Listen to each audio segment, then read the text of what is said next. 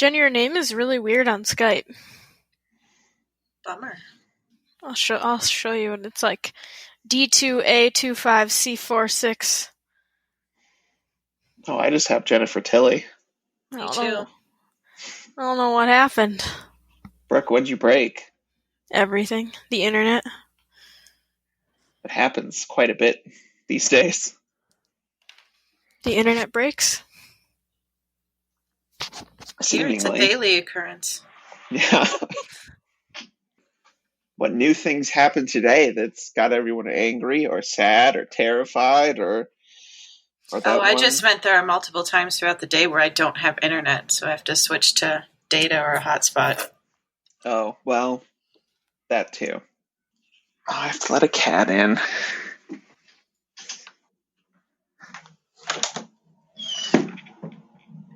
Oh, never mind.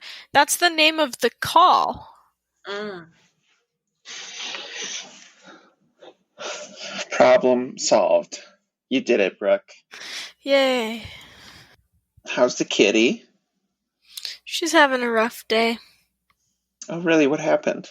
Well, we switched her food, so we did it a little too fast. So her bathroom goings haven't been pleasant for her today. Oh, did you switch from like wet food to hard food, or a hard food to a different hard food? From kitten food to young cat food? I don't know that our cats have ever really... Jen, have they ever struggled to eat anything? Like food-wise? They give no shits. It's true, yeah. They don't like treats. They don't like any cat treats, really. But they've eaten every type of food in every conceivable way we've given them. She's eating it and enjoying it. It's just not coming out well, the other side. Well, I hope that improves. Me too. Jesus, what the fuck? I can't hear anything. It sounds like there's like a plane or something flying overhead. Is there a UFO hovering over you guys? It'd be pretty cool. Yeah, I'm not... Yeah, it sounds like jets flying overhead almost, but I can't see any. It's like an Air Force graduation day or something. Maybe they found a way to make their jets have an invisible coating and they're testing it out. I mean, Boulder is... Who knows? Boulder is very liberal. Are we being bombed by federal agents? Boulder's not very liberal at all. Boulder's very liberal. It's just Boulder's also faux very liberal. rich. There you go. They'll support anyone as long as they don't try to live in Boulder. Yeah, basically. It's a far cry from Los Angeles, where the Big Lebowski takes place. Is that where we were? Yeah, you don't... Well, I suppose you kind of missed a good chunk of the start of this movie, it seemed like. I was listening. Brooke. You were a little distracted by something or someone. Yeah, Astrid's... The state of Astrid's stool. I had to make sure she was okay. You were getting stool updates. I got, fair. It's important. I don't want my kitty to be sick. I don't want your kitty to be sick either. No offense to the Big Lebowski, but... Yeah, only maybe the greatest comedy of the 90s. But Astrid's more important, so... Up there of all time. Yeah, that's fine. I believe that. As she chews on her own foot. Good job, honey. Jen's got her face spray. She's getting ready. She's perking up. Is that what's going on? I don't know. It sort of seemed like she was asleep. It seemed like from my point of view. No, she was just chilling. We've both seen this. I mean, I've seen this movie at least 30 times, I want to say. I've seen it a lot. That is a lot. I don't know how many times I've made Jen watch it, but I too have it memorized. Yes. It's very quotable. It's just it's very easy to memorize, this movie. It's extremely quotable. What's your favorite quote? God, there's "Shut the fuck up, Donnie" is a classic. Uh, shouting about, well, the dude abides is sort of like the end point one that's there. There's well, that's just like your opinion, man. That was a good. That was a good one. That's probably my favorite. God, there's like literally almost any, like the money's like, let me just take another look when they're dunking his head into the toilet. It's just like, or even him, like the little things, just like fishing his sunglasses out of the toilet and putting them on as the guy holds a bowling ball and just asks, "What the fuck is this?" And he responds with, "Obviously, sir, you are not a golfer." And drops. I mean, it's so perfect at a lot of those things. Anyway, who's going to should I summarize the movie? Yeah, guest of honor. All right, I'm Taylor, by the way. Again, Jen's husband. Yeah. Talking about one of my favorite movies of all time with these two.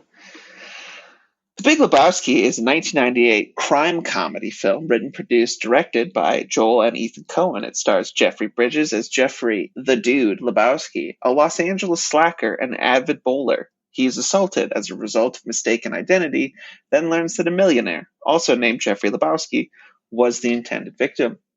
The millionaire Lebowski's trophy wife is kidnapped, and he commissions the dude to deliver the ransom to secure her release. The plan goes awry when the dude's friend, Walter Sobchak, schemes to keep the ransom money. Julianne Moore, Steve Buscemi, David Huddleston, John Turturro, and Philip Seymour Hoffman also appear in supporting roles. R.I.P. R.I.P.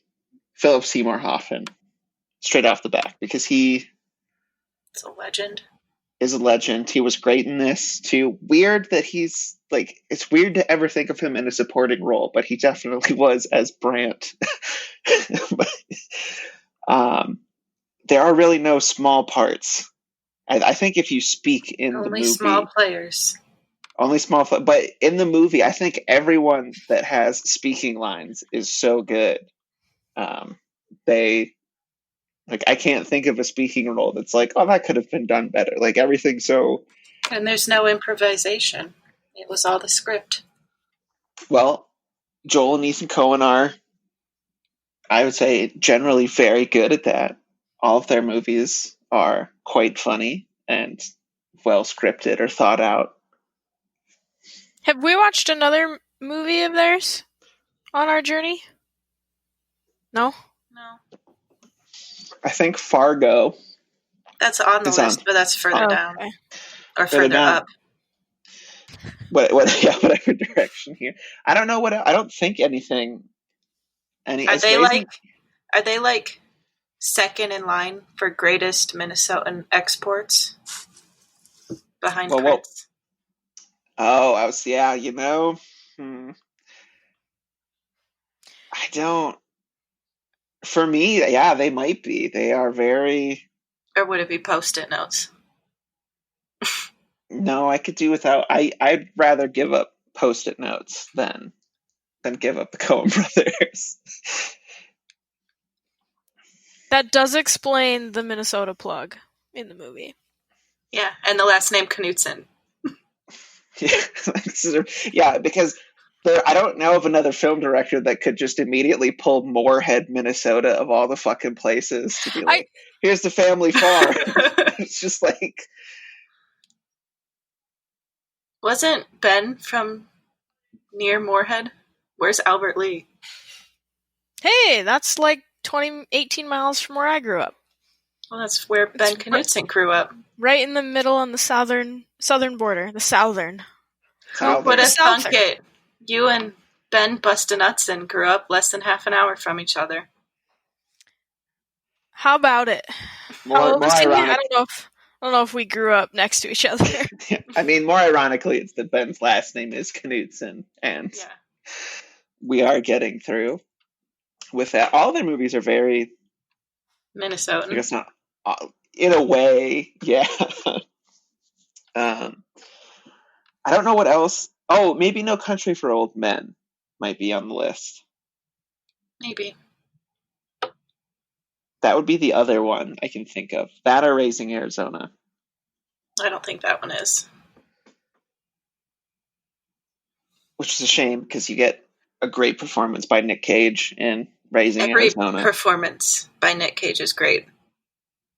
You're right. I'm sorry. You get a particularly great performance by Nicolas Cage in Raising Arizona. But no, they're very. The humor is also extremely. It feels in a way very Minnesotan to me. Because it's always passive aggressive. Midwestern, yeah, a little bit, but also just like specifically the dude is passive aggressive.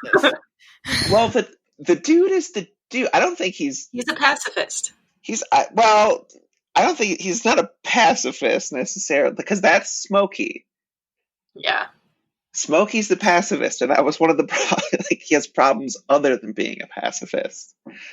But the dude is just the dude. I mean, he's not aggressive at all. He's just That's abiding. Not true. He shouted at that man and pulled him out of his car. That's not aggressive. That man was following him. To be fair, I think the dude just wanted to know once in a while you have to. And Minnesota's version of passive aggressive is not very aggressive. It's mostly passive. That's true. I mean, he's not like overly like in a way of like paying false compliments though, or like he seems to speak his mind pretty frequently. It's just always very stoned or a little bit out there for it. That's great. But God, I fucking love this movie though a ton. I just find it. I think it is for me the most quotable movie of all time. Like I mean, besides having it for the most part memorized, I think every line in a way is like everything works and makes sense, and no words are wasted at all. Do you think Kaluuya's sales went up in price after this movie? Maybe. I don't remember if it wasn't a big box office hit. It was more of a cult hit. I think it has more. That would be a fun fact to look up. I'm going to look it up. Yeah, I don't remember it even being like critically beloved necessarily, but it wasn't. I watched the making of The Big Lebowski this week. Oh, cool.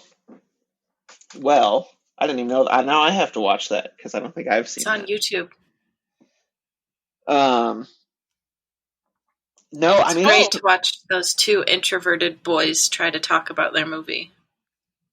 Joel and Ethan, yeah. It is, who isn't in this movie? Frances McDormand. Yeah, it's like her one Coen Brothers movie she's not in. I know, strong absence from her. Maybe they wanted her because she makes perfect sense as Maude. Maybe. I could see Frances McDormand doing that. As just Julianne Moore does a fantastic job as Maude, though, especially with her delivery of vagina. So apparently during an event called the Lebowski Fest that took place at the bowling alley, Milk and Kahlua sold out within a 1 mile radius of the bowling alley. That's it. That's the fun fact.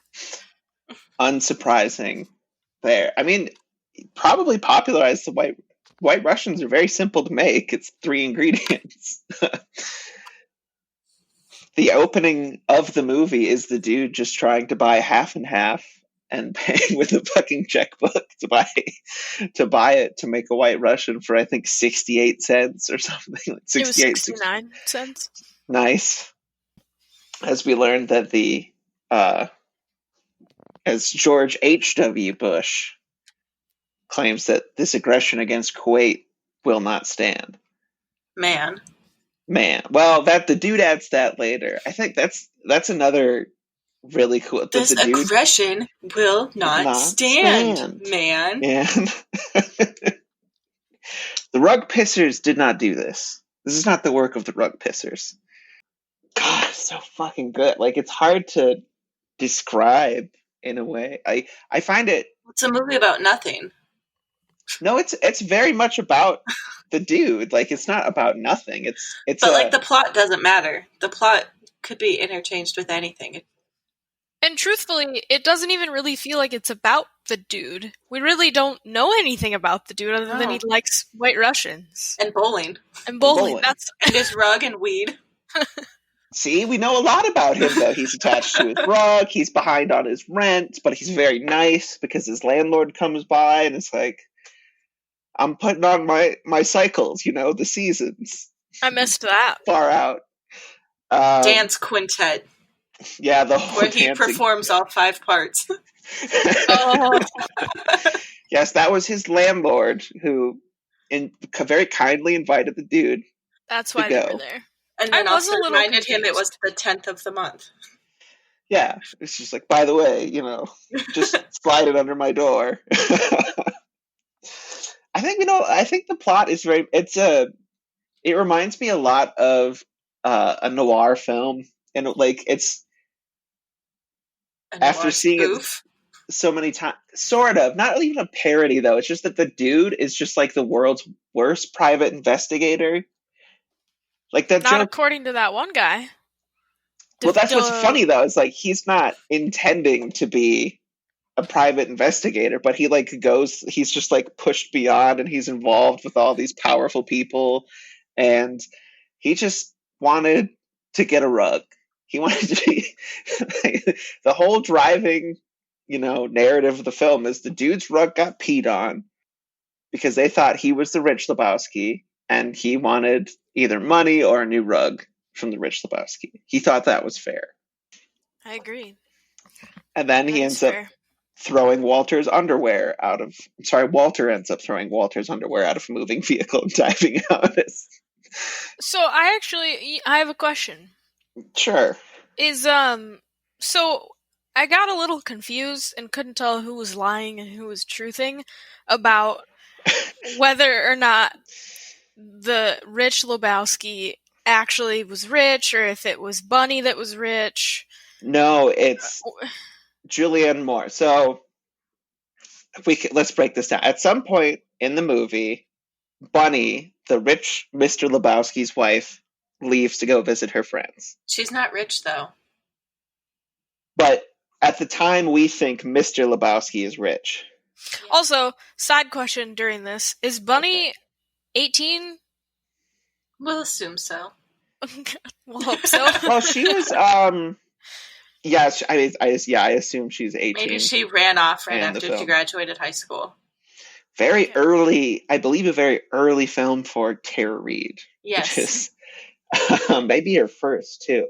Anyway, Bunny leaves to go visit friends and doesn't tell anyone. But the nihilists apparently know this and pretend to have kidnapped her and demand ransom money from Mr. Lebowski. Now, Mr. Lebowski wants to get rid of Bunny or doesn't care about her anymore, steals money from his fund that he runs with his daughter, Maud. He takes $1 million, claims it's for the ransom, and ends up keeping it. Then he sends Lebowski off to pin the crime of giving him the money to give to the kidnappers, quote unquote. But then the dude is all entangled in this till he finds out from Maud that no, Mr. Lebowski is not rich. His daughter Maud is very rich, and she gives Mr. Lebowski all his money. So he can just perform as being this very wealthy, handicapped entrepreneur and call everyone else a bum, even though he apparently doesn't do anything, and his daughter is a very wealthy artist. But I thought I remembered a scene where Maud said that she said it's not father's money, it's mother's money.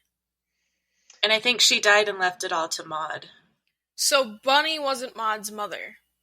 No. That's why the dude jokes that he's like that. I'm sorry, your stepmother. I can't find her or whatever. Oh, okay. And Maud makes like a joke of like, "Oh, don't call her my mother." So rest in peace, Maud's actual mom. She was the rich one. Yes, that's the way I've always interpreted it. I think Maud is fairly successful too, though. Well, yeah, she's an artist. Definitely and I think she took over her mom's place on the board of whatever. Right. Because Maud could afford to buy her mother that rug that had sentimental value. So I think they were close and are both independently wealthy, and Mr. Lebowski is not. Okay. I track. I follow now. Thank you for... Maud's entrance in this movie... It's the greatest. I think it might be the best movie entrance I've ever seen. Now, yes, the one of her flying in is pretty great, because before you just get like the quick flash to her as the dude opens his eyes and gets punched, and she takes back her rug. Oh yeah, no, I wasn't talking about that one. No, but the actual one of her the landing. Flying paintress. Yes. Yes. Nude in this harness. Well, she doesn't want to get her clothes dirty. No, Fair. but then she's got to, walk up as my art has been described as very vaginal. The word itself makes some men uncomfortable. Vagina. It's God. But then she later calls it a beaver. The beaver. Why not? Right. Well, because she calls a lot of things, like how men might refer to their dick, or rod, or Johnson. Johnson? The dude's reaction to her, like, three different times, he just ends up, like, repeating things back to her in a confused way. That's great, because he can't, like, keep up with this. When she said beaver, he was like, beaver? What? No, Vagina? well, he's like, yeah, beaver? Vagina? Like, he's fine saying it. Which is maybe why she likes him, is because he's clearly just, like, confused. But that's another, oh, God, I think that's actually, because I don't know, there are a lot of jokes in it, but the one, like, real jokey joke is when Maud is trying to get him to watch the porno, and she turns it off, and just goes, you can imagine what goes on from here. And the dude just goes, he fixes the cable as he's like stirring his drink. Like, it's just, I don't know. So in a way that's like, I honestly can't tell if the dude's being serious or if he's just like, doesn't care, or it's so good. Yeah. It was better this time when I watched it, and I don't know. That's how it was for me. The first time I was like, yeah, okay, that was fine. And then the second time I was like, okay, I'm starting to see it. And then each time I watch it, it just gets better, I think, because you pick up on more stuff. Okay. It's so late. Like, when Maud's introduced, you can see on the wall, like, her huge painting of a pair of scissors. Oh, morph suits are what they're called, Jen. Mm-hmm. That was another one of my favorite scenes. Because can you imagine putting on a red morph suit and then having, like, this enormous foam scissors? I mean, to just, like, dance and open and close the scissors. And then I just imagine, like, in between shoots or whatever, they're just, like, pretending they're swords or something and just hitting each other with them in between. Absolutely. If they're not, they're doing it wrong. Yeah. Flea probably. God, the movie is also just gorgeous. Like, it's shot so well and framed. So, like, everything in it looks perfect. The dude's apartment is like, yes, this is what it looks like. But then that whole dream sequence with, like, fucking Saddam Hussein, and, like, the dude, like, giving him bowling shoes as he dances with Valkyrie Maud, who's just like spinning down a fake bowling lane, is so good. They said when they were making that, they were just trying to imagine everything they think the dude would think was sexy. And I like how it all incorporated bowling. Well, yeah. Because even when he's super pissed at Walter, he's still going to go to practice. Mm-hmm. He's just like, shut the fuck up and leave me the fuck alone. Yes, I'll see Yeah, you. I'll be at practice. Yeah, exactly. And that's the only time Walter's ever actually mad at him. Is when he says, fuck the tournament. Fuck you, fuck the tournament or whatever. It's like, I can see you don't want to be cheered up, right? Like, it's not... No, oh God, I have to do this justice because he goes, fuck you and fuck the tournament, Walter. And Walter goes, oh, fuck the tournament? Not that he's mad that he said, fuck you, Walter. It's the tournament. Oh, because that's probably like an hourly occurrence. It probably says, fuck you, Walter, all the time. There's so many... This is, when God shows up and asks the dude why he's cursing so much. It's like, yeah, you do curse a lot in this movie, guys. Especially when it came out, I don't know if it's still true to this day, but when it came out, it was the movie with the most curse words in it. I believe that, and I think, South Park probably overtook that, because I think that also had that particular distinction. The South Park movie. They had the counter going for how many curse words they did. Right, so I think because they intentionally probably set out to break the record. Yeah. But there's a lot of cussing in this movie. As of 2014, The Wolf of Wall Street currently holds the record. An average of 2.81 times per minute.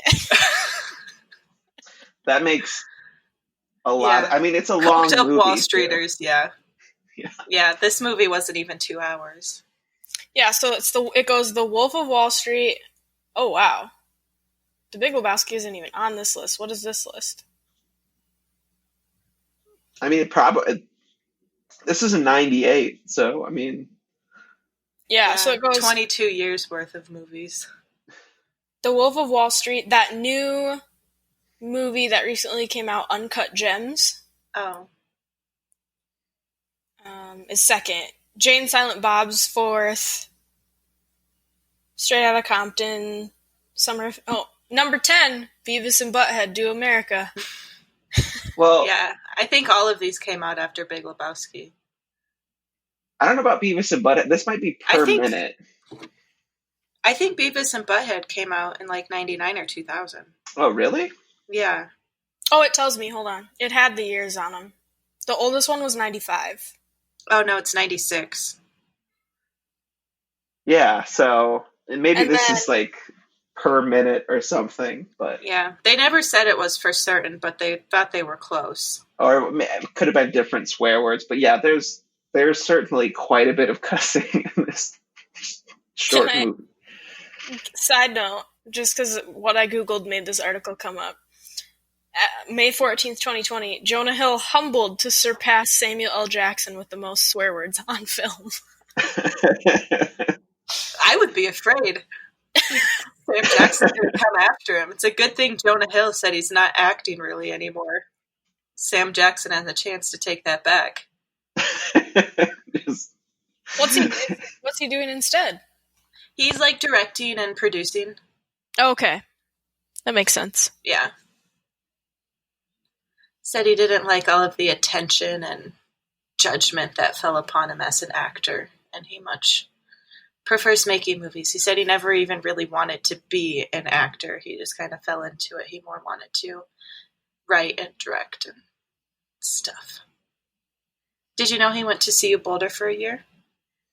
I did not. He got kicked out because he didn't go to class. That happens occasionally. Well, and then he went and was Justin Long's roommate.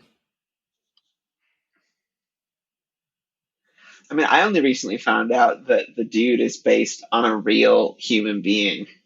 Yes. They talk about that, and they met when they were filming or before filming. Yeah, I think it was would have been Blood Simple, probably. So just the character, the dude, and like how he is. I'm assuming not this particular story. Not the story, but yeah, like the dude the himself character. Okay. is based on a guy named Jeff Dowd, who was a film producer and an activist he was an actual member of the Seattle 7. I don't even know what the Seattle 7 are. I don't either. Was an anti-Vietnam organization. And they went to jail. So the Seattle 7 were members of an anti-Vietnam organization that went to jail for I think it was because they were trying to entice a riot, or that's what they were charged with. Sounds familiar.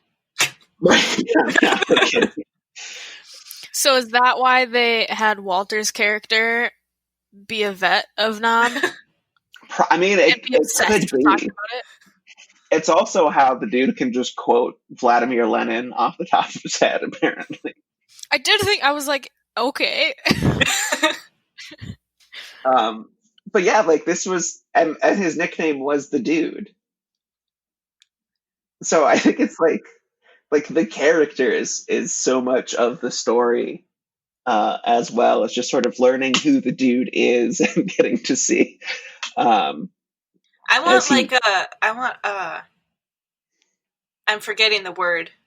Preamble is the only thing coming to my head right now, but a sequel that's before, yeah. Prequel. Keep this. This stays in. Of course it does. But I want a prequel of how the Dude and Walter met and became friends. Are they childhood friends? Did they meet after the war? I bet they went bowling. Yeah, I would imagine. At what time? Was it a high school gym class? Because my mom took bowling in high school. Oh, I can just see them I think they're adults. Because they have the relationship of people that have known each other forever.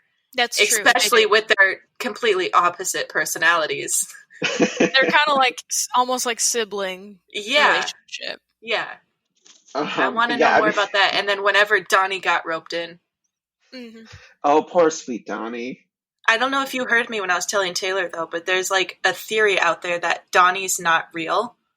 Donnie is in Walter's imagination. He's a friend from the war who died. Because there's only one time in the movie where the Dude actually talks to Donnie.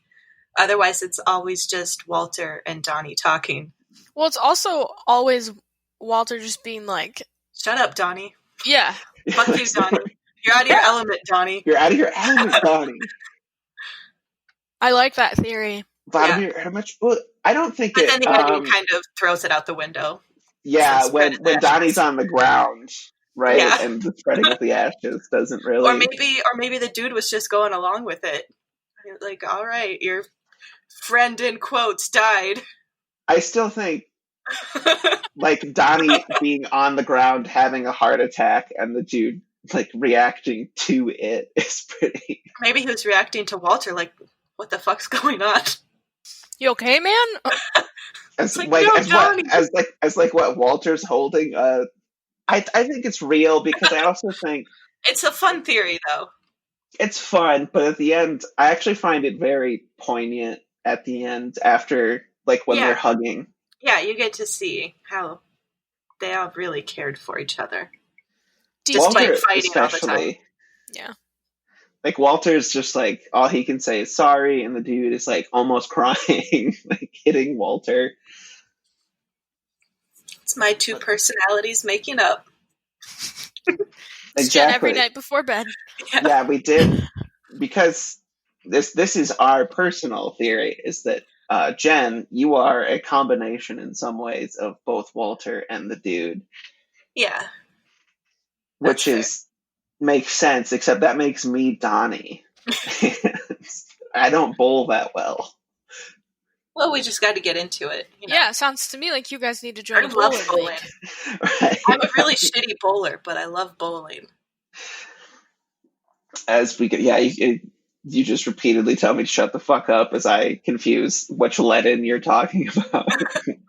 Keep repeating, I am the walrus. Oh god, just the whole, Donnie, you're like a child that wandered in the middle of a movie and wants everything explained to them. Oh god, it's so good. It's like it's because the plot's fairly simple. It's just like the dude gets involved with. Like, it's a little confusing. There are a lot of people to keep track of.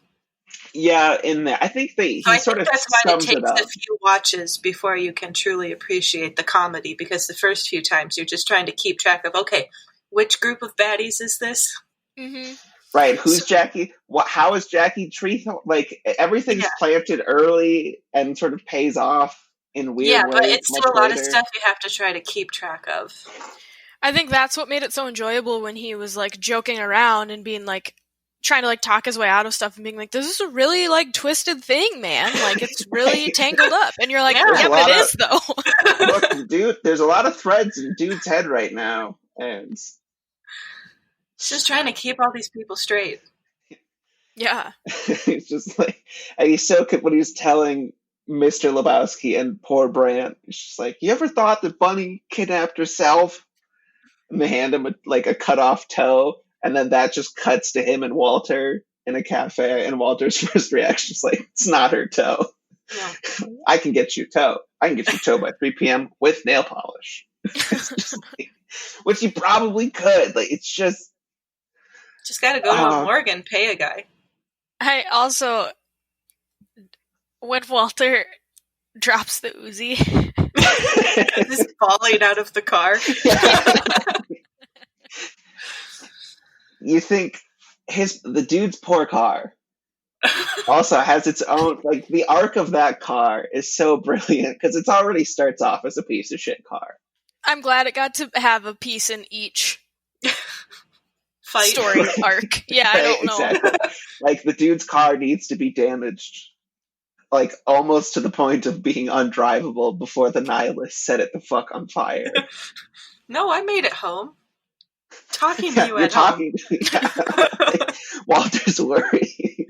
It's like I also like his Jewish character story. 3,000 years, beautiful. Yeah, 3,000 years, beautiful tradition from Moses to Sandy Koufax. You can fucking bet. You're not Jewish. You're Polish Catholic. You know I converted when I married Cynthia. You divorced. Yeah, and you divorced 5 years ago. You gotta quit living in the past. Goddamn right, I'm living in the past. So, weirdly, yeah, there's a lot of, like, I'm 100% certain if I was to put, like, the Big Lebowski into our, like, where I would go to look for articles or something, I would find something of, like, the Big Lebowski and religious imagery or something. Because you have Walter, who's, like, Jewish in quotes, let's say, but you also have God, sort of. Yeah. Just sort of, like, shows up in the movie, talks to the audience, like, it's his story that he's telling you, but then he's also talking to the dude, and at the end literally speaks to the camera. Like, that's the last thing. It's just him telling everyone. What's his name again? In the movie? Blanking on it the whole movie. No, the actor. Oh, it's Sam Elliott. Yes. He has... I'd love to have his voice for a day. And his mustache. I just love to keep him for a day. The mustache is impressive. What would you do if you were him for a day? Just, like, record yourself saying soothing things to yourself? Probably. Like, Jen pep talks? Yeah. Like, or, like, just, like, yeah, like, like, just famous quotes or something. Inspirational things. You are kind. You are smart. You are beautiful. And then I just go stare at myself in a mirror and wiggle my mustache. Oh, there's just so much in it. Like, this is I normally don't generally push things on. Like, if I really enjoy something and then I find out someone hasn't seen it, I'm like, well, if this is what it's about, if that sounds up your alley, watch it. The Big Lebowski is a thing. like if someone tells you, "Oh, I haven't seen The Big Lebowski," that's something where I'm like, "Oh man, let's watch that together." It's Like I probably want. how we made Brooke watch it the first time. I'm fairly certain. Oh, I'm sure. Like I'm like this would be one thing from me where I would take a stance and be like, Brooke, I want you to watch this rectify with us. this.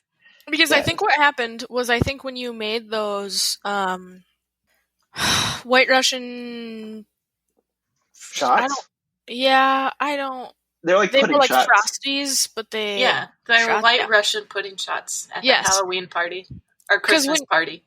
Because I think when you made party. those, you were like, yeah, like White Russians from like the Big Lebowski, and I was like, what's that? And you were livid, and then you tried to watch it. Right, because by that point I had made Jen watch it multiple times, or we watched it dozens of times. Yeah. This used to be because I was like, it's weird how you're just sort of indoctrinated into this movie. Like I feel like it's always someone who really loves it because like my Uncle Brent was a huge like fan of the movie, and I remember he used to have his old Gateway desktop. He had like the movie poster as a background on the computer. Gateway. And I know this is old. This is an old memory, but he had that as his background. But he also had like all of the sound. Like if you got an error message, I think it was like "fuck off, Donnie" or "fuck you, Donnie."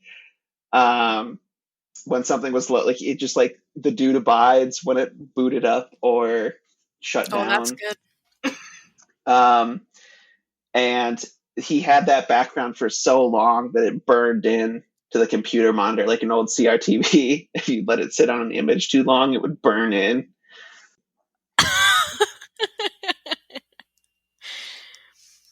Gateway computer, screen burning on an old monitor. Sounds like the 90s. Yeah. No kidding. But again, if I had that, who knows? I probably would have had something like that burned into my monitor. It's just so good, though. It's hard to, because it is very complicated. It's not something that's like very easily to like, oh, just summarize the whole plot, because it's like, okay, there's like, here's the list of characters. It's almost like a play. It's like, here's the bill, right? Like, here are the characters. Here's who they are. The brief description. This is the plot. The other thing about this movie is, I think if I read this description independently, like if I were just scrolling through Netflix trying to find something to watch, it sounds stupid. I would be like, I would never pick it. It's so fucking lame. Who made this? Pissed about someone pissing on his rug? Yeah. Okay. Why do I care? Right. I mean, like that short, the thing I read, right, where it's just like, the dude, a Los Angeles slacker and an avid bowler. His rug gets peed on, right? And he tries to get a new rug from a different Jeffrey Lebowski. It's good they put out Fargo already, because otherwise they would have just been laughed out of studios. Fargo definitely, I think, helped to sell it. They had a couple. Raising Arizona was also. Yeah, that was their theory of why this movie didn't do so well with critics and audiences, though, was because Fargo had just come out. So then this was like the follow-up to Fargo, and people were like, what? Well, it's like, that's sort of strange to me, because it's, I guess, I think I've heard before that they tend to alternate like dark comedy with something lighter. With each, like, Raising Arizona's fairly light. But maybe that trend hadn't been set yet, though, because they were still pretty new. Right, and then after this, they go and make Oh Brother, Where Art Thou, which everyone fucking loved because it used, like, the sepia tone filters and George Clooney. And was also extremely funny. I mean, their whole... Better. Yeah, that's not... That's like my favorite line from that movie. That's Monty Python. Sorry. I always get them mixed up, and I don't know why. Well, because that scene... Similar story. that's the setup for that Monty Python gag is something that sort of happens in Oh Brother Where Art Thou, where the sirens turned him into a horned toad. Got better. Well, no, because he sees him in the movie theater. It's just, now we're talking about Oh Brother Where Art Thou. It's just not like, Brooke, I don't know if you've seen that, but I haven't. We watched it in one of my English classes in college. Huh. It's pretty good. Good music too. Very good music. It's I think that one works maybe a little better because it's just the Odyssey. Mm-hmm. Like it's the Odyssey set in the American South. And a Ku Klux Klan member gets killed by a fucking flag used as a javelin. It's great. Or almost, and then the burning cross falls on him. There's just so... God, poetic justice. Yeah, I don't know if there's a Coen Brothers movie that I don't like a whole. You didn't really care for The Men Who Stare at Goats. That's not them. It's not? No. They did Burn After Reading. Oh, yeah. You didn't really care for that one. I like it. It's not... it's like your least favorite.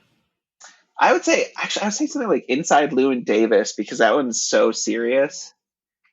It's still very, like, it's very funny, and it also has, like, all of their movies. Like, I always think of them with Tarantino in a weird way, because their movies have such good music. Like, you have the Creedence in this, and the Kenny Rogers. You have a fucking Spanish flamenco cover of Hotel California to introduce Jesus. 8-year-olds, dude. Just the whole thing. I just like whenever anyone talks about him because it allows me to drop that, hey, I'm just 1 degree of separation from him. That's true, because Vicky did the costumes for something, right? Yeah. For my aunt, she does like costumes and wardrobes for TVs and mostly commercials now that she has a kid, so she likes to stay in Minnesota. But yeah, she's worked with the Coen brothers. That's pretty cool. Yeah. She met Charlize Theron. Said she's kind of mean. I bet. She was, I think she auditioned to play Bunny. Oh. In the movie. She could have. Tara Reid, the person, has her own weird arc. But it's weird to see her in this movie before all that. Go like, oh yeah, Tara Reid.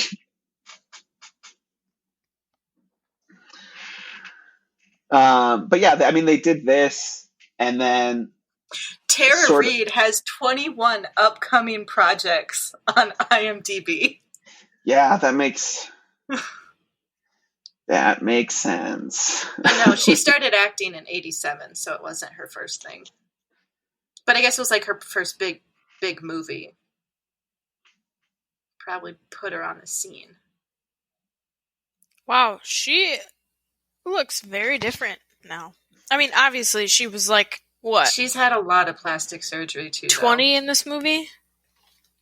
Probably. When did this movie come out? 98. She was 22, 23. Yeah. I also went to go see what else she's done.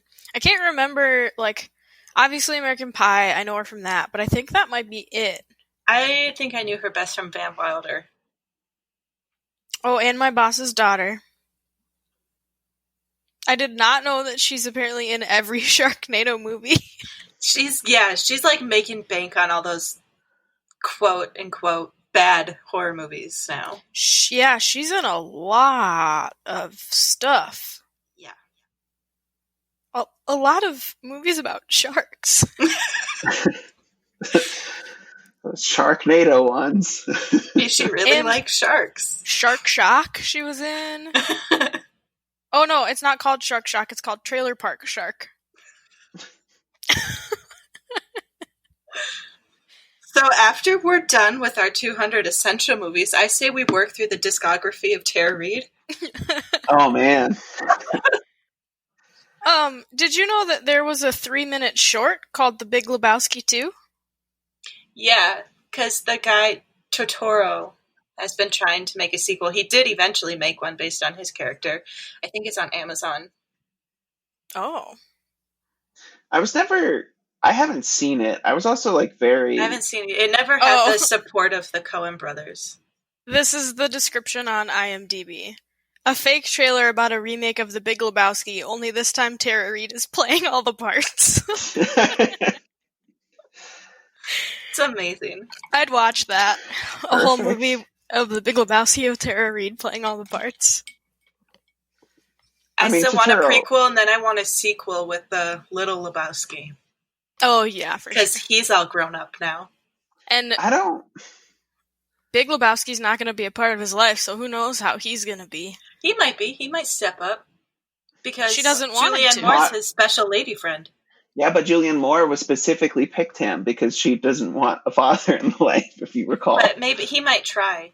Or it could be like after the kid's all grown and he goes out to seek his father. See, I think that would be much funnier of like growing up with a very like artsy, like you're growing up with Maude and rich, wealthy, very eclectic woman. Yeah, and then he goes to find his dad. Slacker stoner father. Who's unemployed and also has no money and only likes to bowl. Yeah. AKA Jen. Yeah. Yep. It's very like the money's so like it's sort of played off that like he takes the jobs in part because he needs rent money. Yeah. But he's also never like no one in the movie's ever worried about. No. It's which is sort of great to me. It's like it's not like, oh man, I really need this money or I'm not gonna be able to pay my rent. It's just like or sorry, I can't do this weird heist with you, I have to go to work. Yeah, the dude and everyone's just like Walter shows up in a suit. I always wondered if there was like, what's the setup for Walter showing up in the theater in a fucking suit? I guess he puts that on to look more professional when they go and try to shake down the kid. Yeah, maybe they're trying to pretend to be lawyers. That was pretty funny too. Is this your homework? What was his name? Lucas? Larry. Is this your homework, Larry? Is this your homework, Larry? Larry, is this your homework? You know it's fucking homework, Walter. Where's the fucking money? Where is this your homework, Larry? This is what you get when you fuck a stranger in the ass. Yeah. I can't. Okay, I love that.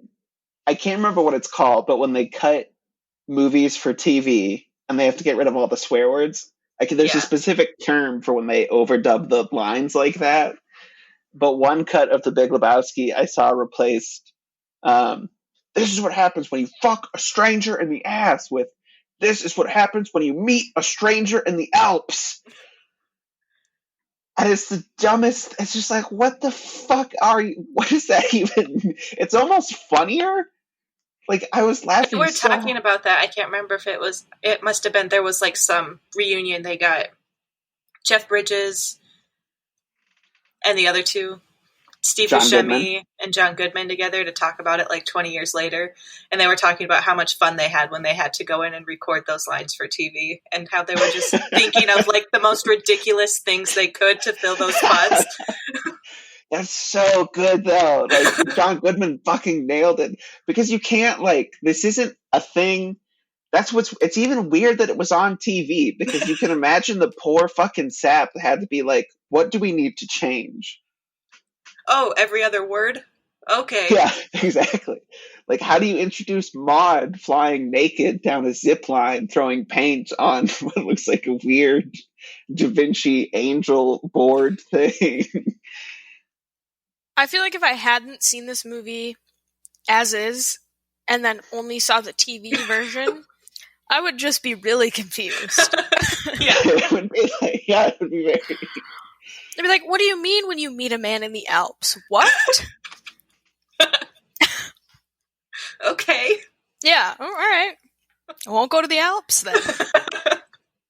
Or at least if you do, don't meet any strangers there. Yeah, don't talk to any men. They'll come fuck up your car later. I also love that Donnie is basically like the exact opposite of a character as what Steve Buscemi played in Fargo. because I his don't remember character Fargo at all. Oh, because he's one of the kidnapper or like robber people.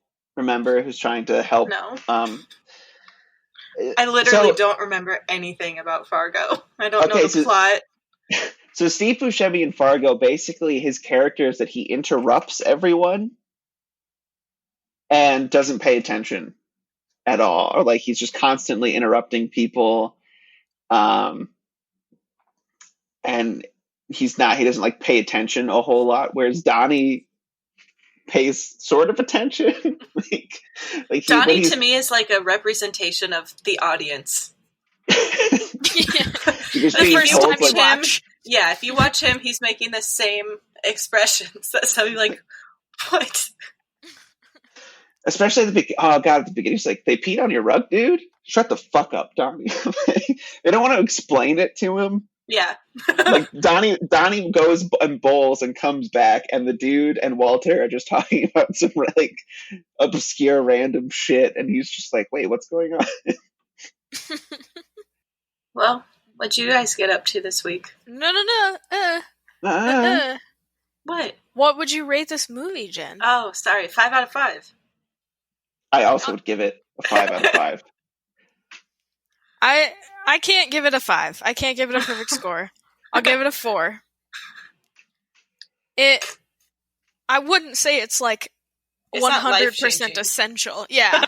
It's good and it's funny and I enjoyed it more than I was predicting. But it didn't feel like if I wouldn't have seen it, my life wouldn't change at all, so. But now you can just throw those quotes out easily. Yeah, at least now I'll understand some references more when I'm, existing in the world with other people again. I mean, it's just also like... anytime somebody says something you don't like, you're just like, well, that's just like your opinion, man. Just like that. Yeah. It's just so... cool. Like, I... easily, like, top comedies of all time. I think probably easily best of the 90s. Depending that's if you just like your opinion, man. I can't think of something from the 90s that was that makes me laugh more than this movie. I don't know. It's also just so... I don't know. I think Baby Geniuses came out in the 90s. Oh my god, no. No, that's just a nightmare. But there's so much about, like, it's to me it's perfectly structured, and nothing is ever wasted. Like there's no line of dialogue that you feel like, did you really need that? I will say, of all of the 2-hour movies that we watch, and we have watched so far, which is like all of them almost, it doesn't feel like it. Yeah, I didn't feel like, oh, okay. Right, it's never bogged down. Like, you're constantly, like, the plot is literally constantly advancing. Yeah, you've got the good 3 acts. I looked up a list. There are some pretty good comedies from the 90s. What ones? You've got, like, the first American Pie movie. You've got... But see, American Pie isn't one you can really rewatch today. It doesn't stand the test of time. No, I haven't tried to watch it. I think I rewatched all of them, like, last year or 2 years ago, and I was like, woof. Like, if you tried to make this today, no. Be a no-go? No, not at all. Mask, that was a good, funny movie. Oh yeah, the Jim Carrey ones. Mm-hmm. Happy Gilmore, Mrs. Doubtfire, Ace Ventura, Forrest Gump, Dumb and Dumber. Maybe it's like a good adult comedy. Like, you can put The Mask in front of a 9 to 12-year-old and they're going to laugh their heads off. But if you put this in front of them, they're going to be bored. That's your Wayne's World. That's a good one. I mean, those are all good. The Big Lebowski to me is like, everything is so funny. And that's another thing. The movie looks so fucking good. Like, the movie itself is gorgeous to just... I mean, I'll say this though: they make a bowling alley look like incredible. It's a bowling alley, but to your credit, Taylor, you did laugh pretty much the whole time we were watching the movie. Yeah, because it's so I think you laughed.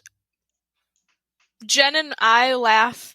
Our laughter combined times like 7. That's how much you laughed. I think maybe it does have to do with, I really hate, like, I don't hate it, but I agree with you both that I think I appreciate it a lot more on more watches. But after it gets better every time you watch it. After a certain number, I can just sort of like the setups to everything, and now I know the payoffs too. So it's just like, it's also like in transit funny to be like, you say this now, right? But to know what's coming, it's also good to just see, like, I don't want to say like are they all A-list actors? They're all like incredible actors, but there's no like. I think they are now. They are now, they but were at the time. Even at the time, I mean, Jeff Bridges, John Goodman, but they're like, no one there is like movie star.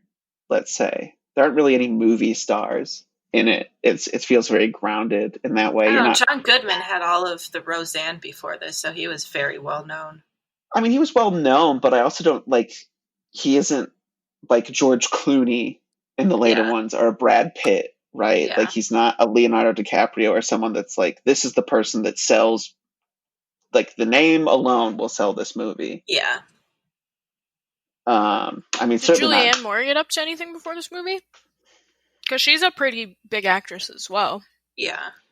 Yeah, I can't. What was she in before this? She was in stuff before this. But what would be Boogie Nights in '97 is probably the sort of the biggest one. She was in Safe. So I think she's maybe just getting started. Shortcuts. Okay. Also, kind of a big entry point for her.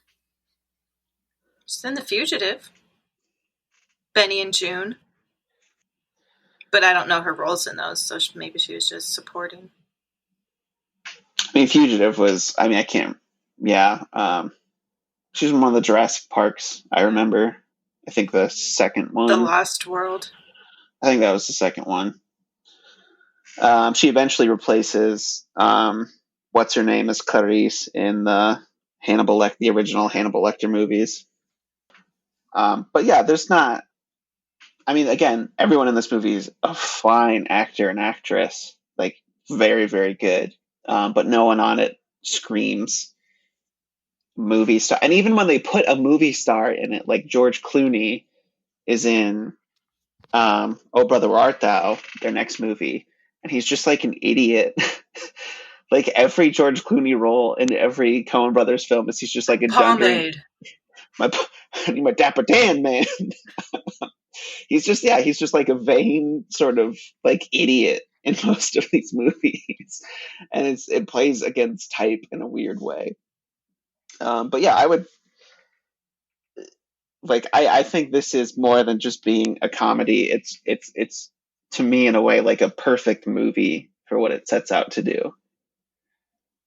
I could, if I wanted to, I'm sure I could go through and be nitpicky and find faults, but I really don't want to. It just, I think it looks, and the soundtrack, the performances, the script, the like pacing and structure of everything are like perfect for a 2-hour movie. You all right there, Jen? Yep. Just burped up some drink. Yum. Do you need more? No. Okay. All right, Jen, now you can go ahead. What'd you get up to this week? Well, you'll be excited. I did watch some stuff this week. Did you watch that video I sent you, or did you just trash it? I haven't trashed it. I also haven't watched it, though, so... That would have been good to talk about with Taylor. It's one of his favorite videos. Oh, next week. But Taylor won't be here next week. He can pop in for that. What video? How to Speak Minnesotan. Oh, the PBS documentary thing? Yeah. Oh, that's something, Brooke. It's pretty great. I can't wait. I miss it. So we watched, we have like 3 episodes left of Mrs. America, which is that show about the ERA with Cate Blanchett and Sarah Paulson and a lot of actresses, and it's phenomenal so far. That's the like the anti-women suffrage. Like, is that the FX show? Yeah. Yeah. Okay. Yep. Yeah. So the Equal Rights Amendment, and then the group that stood against it, and that story, I guess. And then there's obviously some stuff they added for TV sake, but sure. We also watched 2 movies. One is called The Assistant.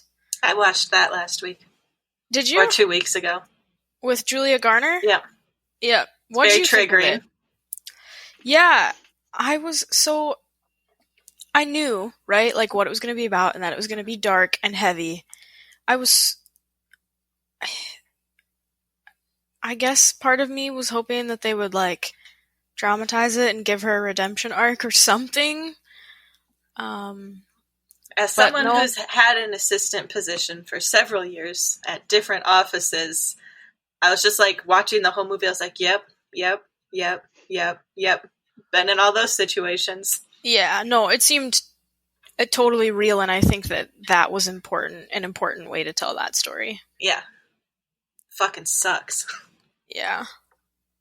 And then we watched Shirley with Elizabeth Moss. Yeah. About the author Shirley Jackson, the horror author. Ooh, that was a really good one. Yeah. Highly recommend. So the trailer doesn't, surprisingly, unlike all trailers today, the trailer doesn't give really anything about what the movie is about away. So we kind of knew, okay, this looks thrilling, it looks good, I can't totally tell what it's about, and then we watched it and it was phenomenal. We enjoyed it a lot. So, watch it. And then I beat Luigi's Mansion. How was that? The 3? Mm-hmm. Yep. I liked it, but I have a lot of nostalgia for those games. Did you play with Mara? No. I played it by myself. But I think that the co-op could be pretty fun. Yeah, I've seen that. We didn't really play. We never had Luigi's Mansion, but I saw this one had co-op and it looked real. Like it does look pretty fun and functional. So I was thinking for a while there of maybe picking it up and seeing if it was something Jen might want to do. But I think if you can get it for like half off or something, for sure. I don't know that it was worth the $60 chunk of change that I dropped on it. Okay.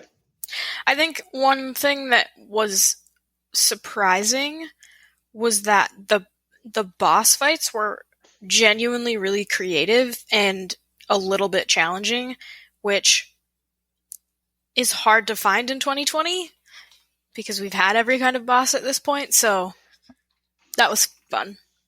You just turn it into a puzzle of like work it like turn like a puzzle boss is much different from you're just like make them really difficult to beat up boss or whatever.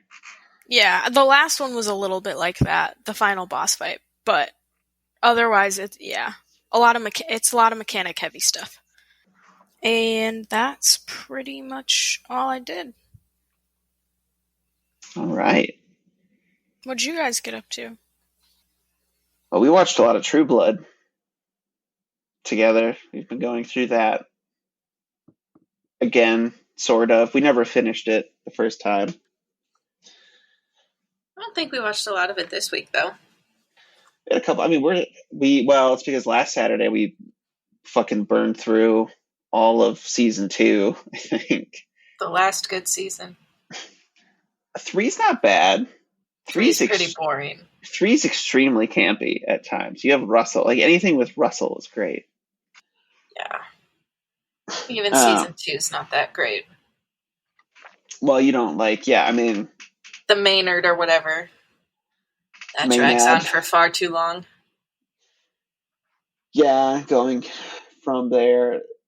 I am a little worried that I remember these 3 seasons as being the best. Because I think we've maybe made it through the next 2. previously, at least season 4. But yeah, I think we stopped season 5. So maybe we did part of it. Because it got real not good. I don't remember what happened, but I remember both of us going like, wow, this is weird. Like, yeah, not good. For a show that's already very weird. Yeah, so, yeah, we've watched a lot of angry southern Louisiana folk hang out with vampires and werewolves and werepanthers. And fairies. Well, we're getting to that now. And shapeshifters. Shapeshifters, lots of angry sex and bodies exploding. Comically. Well, yeah, I mean, it doesn't look... I don't think it looks that bad, but... They turn to, like, grape jelly. They turn to, like blood goop. It's like jelly. It's strange. That's what... we've done that together. Have you finished Umbrella Academy Season 2 yet, Jen? No, I haven't had enough hours in the day yet. Watched the first 5 episodes. Yes, Didn't it come out like 7 hours ago? Well, 19 probably. I think they drop at like midnight. Oh, okay. But I've been watching it since, I don't know, 9, 10. Had to take a break to go to work. Had to take a break to do this. Had to. I've very much enjoyed your very ambiguous your ambiguous Snapchats of just your face and how you're feeling at that moment. So you have to watch it soon. That's bad news because I'm going on vacation. Well, there's no better time to watch shit than when you're on vacation. That's not how we vacation. Where is this, a staycation or a real vacation? No, they're leaving their house. Oh, we're leaving the house. Oh my god, where are you going? Like Iceland? Lutzen, so basically. What else did we do? I suppose that's what we watched together. Done nothing. What else did you watch, Jen? Nothing. I haven't watched anything this week. Yeah, it was just the True Blood, maybe. I don't know if Then I rewatched The Umbrella Academy. Oh, that was it. Because you wanted to get caught up for today. I don't think that's something. Yeah, but I've already seen it. I already talked about rewatching it once a few weeks ago on here. You've rewatched it a few times. Mm-hmm. You could read the graphic novels. Maybe. Give you more. I had to do a lot of reading this week. I have a lot of writing still to do. Yay. 19th century German aesthetic theory. Yay. Thought you finished that class like a year ago. No, I'm reading stuff for my prospectus right now and like getting things into a document. Isn't that what writing is? Putting things in a document? Yes, that's I'm compiling a bunch of stuff on the uncanny, the sublime, and the interesting and phenomenology, and trying to use all of that to explain what the weird is in early 20th century German literature. Whew. How's that sound for exciting? Quite exciting is how it sounds. Yeah, Jen blacked out there. She was just looking at her phone. She also gave us a literal yawn. Yeah, just like, okay, here it goes. Here it comes. Booty's talking about what he's writing about. Been listening to him talk about German shit for 8 years now. How many more to go? 3, allegedly, but could be 5 to 10. Depends how long Taylor wants to take on this. It's up to him. You should choose 10 specifically 10. For Jen's torture. Yes. Yes, she so loves this. Yeah, this state of what I'm in. Yeah. We have that. I don't think I played a whole lot of games this week either. And Oliver has come to visit. Oh, that's what else I've watched. It's the the European Speedrunner Assembly is having their summer marathon right now. So I've had that in the background. Oh, sure. So I've been doing book. Oh, hi, Oliver. Oh, yeah, there he is. Look at that regal motherfucker. Yeah. Flashed out against the window. just see the orange. He's licking his chops. I'm guessing he just ate. What's next week for you guys? Lethal Weapon. Oh man, that's a far cry from the Big Lebowski and Love and Basketball. Last week was Gattaca. Or Gattaca, sorry, yeah. It's a far cry from Gattaca, too. It's a fun journey we're on. Yeah. God, who all is in Lethal Weapon? I can't even remember. Mel Gibson, Danny Glover, Gary Busey. Gary Busey, oh my god, I forgot. Gary Busey. I wonder if he was I think he might have been. This is when he started to go crazy. You get to bring up the John Mulaney joke about Gary Busey. Meh. This fine 80s buddy cop movie. All right, well, anything else? I mean, I don't know if there's anything more than to be excellent to each other. Yeah. Yeah, very, very Bill and Ted of you. Well, that's how we end them all. Yeah. Yeah. This always makes me think of that, their excellent adventure. Makes sense, since that's what it's from. Yeah. Yeah. Well, be excellent to each other, everyone. And I will appear on a future podcast. I don't know the next one. Probably sci-fi or fantasy or anime. Or kung fu or western. Well, that's quite the list. Well, yeah, but I was trying to hit all the genres that Jen maybe doesn't love. Maybe you don't as well. Well, no, you like sci-fi, so. Yep. I sure do. So you're good on that. It's more than when you guys are gonna have to watch all those spaghetti westerns that Ugh. I'll have to show up and Can we skip them? defend their honor. No skipping. Jen. No, you have to watch The Good, the Bad, the Ugly. Pretty sure that's one. I'm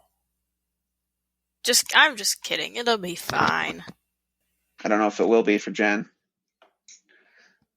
Wow, both kitties. Astrid just got here too. Alright, pals. Friends. I really do think you should be excellent to each other. And we will chat next week. Bye, everyone. Wait a minute.